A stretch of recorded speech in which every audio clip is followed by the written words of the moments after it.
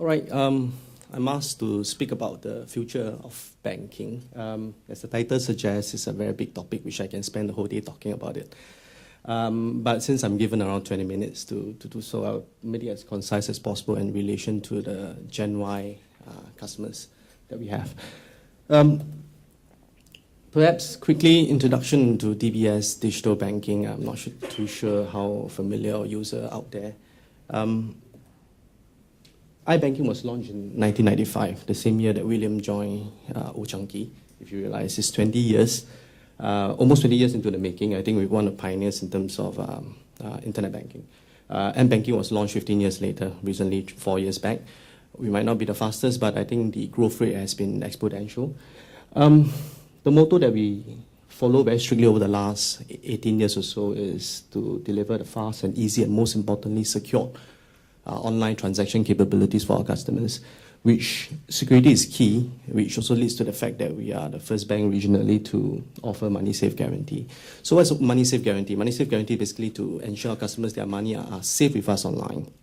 In an unlikely event of any unauthorized access, we will compensate customer every single cent within 2 weeks. I think not much bank has made that promise, and we have delivered. Quick introduction. 1 in 3 Singaporean has an internet banking account with DBS. We have 2 million over customers. While we are late in terms of the M-banking portion, we have amassed up to 800,000 customers, which is also one of the largest in the country. There are 250,000 logins a day. That's as much of the number of users that we have. Surprisingly, not a lot of people know if you log into internet banking, we offer more than 110 services, ranging from investments, transaction, payments, and so on and so forth. Most importantly, we handle up to 1 million transactions a day. Interesting part would be the last box at the back. Gen Y constitute 50% of the 2 million base. So they are very dear to us, technically speaking. Mobile is a very fast-growing channel. We kind of divide our mobile apps into 2 particular sections, which is the transactional, which is what you know as the M-banking for DBS and POSB. We have also a trading platform or mobile app for trading, and we have insurance app, and most importantly, recently new to the family is the DBS Home Connect, which I'll show a very short video of something that we launched. It's quite extraordinary. We also have lifestyle apps, which focus also on the Gen Y. We have very popular DBS Indulge, DBS Shoppers, DBS Rewards, and of course, recently the DBS Women's Cards app. So I think the challenge with app is that we all have to be very careful because you might overwhelm the market with apps. So we are very careful in terms of how we're going to target our customers, especially Gen Y through the mobile app, because before you know it, you could create too much app and customer might be very, very confused. Later, I'll show you a quick video, perhaps now on Home Connect, and at least give you a perspective why this is very important to the Gen Y customers.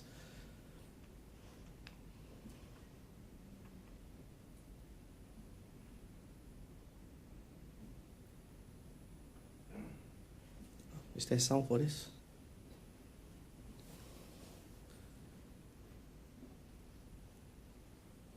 Anyway, watch the...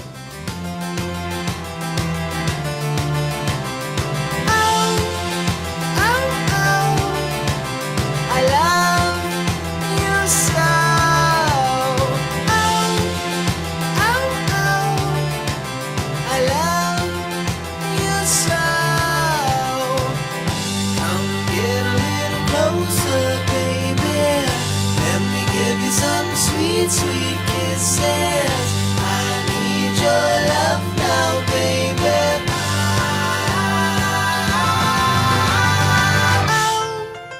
Oh, oh, oh, I love you so. Oh, oh, oh.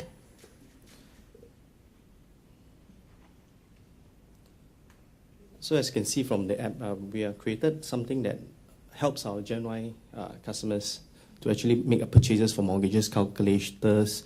And in fact, there's a very interesting features whereby if you can see from the app itself, you take out a camera and you browse around, it can tell you whatever you're facing, the PSF, latest transaction price.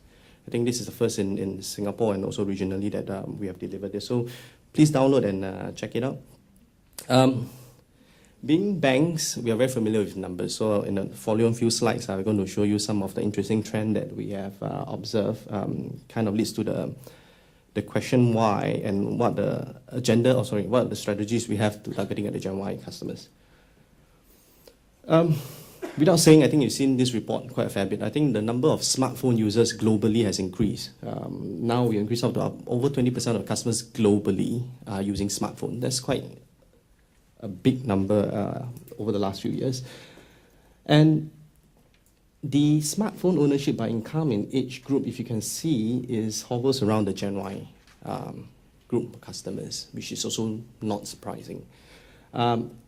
To all iPhone fans out there, sad to say that Android dominates the market. This is a very different story 4 years ago or 3 years ago. People, when we develop any app, first thing that comes to mind is focus on Apple first. And 6 months later, that's developed for Android. Now the whole thing has changed. 4 in 5 smartphones sold in Q2 this year are all Android phones. And this has kind of changed the landscape quite a fair bit. If you realize in the mobile space over the last 5 years, not reviewing my age, we have moved from device manufacturer focus to OS focus. People don't really care what phone you're carrying, as in, is it Android, is it a Windows, or is it running on iOS, which is very different. 6 years ago, people only remember, are you holding a Nokia? Are you holding a Motorola, Ericsson, iPhone, whatever, is not even there yet. So it has changed quite rapidly over the last few years. So I explain why this information is very important to us later. And when you thought you know more about mobile, tablet is the one that caught you by surprise. Over the last 2 years, if you look at the chart on the left-hand side, the arrow will show iPad basically outsold iPhone by a far margin in orange, by shipment. And if you see the data on your right-hand side, as compared to traditional notebook and tablet, we basically, the orange line peaks is tablet. Again, it clearly shows while we're focusing on mobile and so on and so forth, tablet is slowly, in fact, maybe perhaps not slowly, has kind of grew quite significantly. And interestingly to know also that the biggest group of purchaser for tablet is of course between 25 to 34. But interestingly to know also, if you look at the last group of customers, they are from 55 years old and above. They prefer tablet. I have a real case. My mom is in her 60s and she has always skipped the mobile phone generation. And recently, I think in the last 2 months, she bought an iPad. I got a shock of my life when I came home and started doing this. And I saw that, why do you buy an iPad? Where I buy your iPhone, you don't use. And she felt that tablet is easy to navigate and the screen size is bigger. So the whole thing about tablet has changed quite drastically in how our customers actually wanted to interact with the web and perhaps with the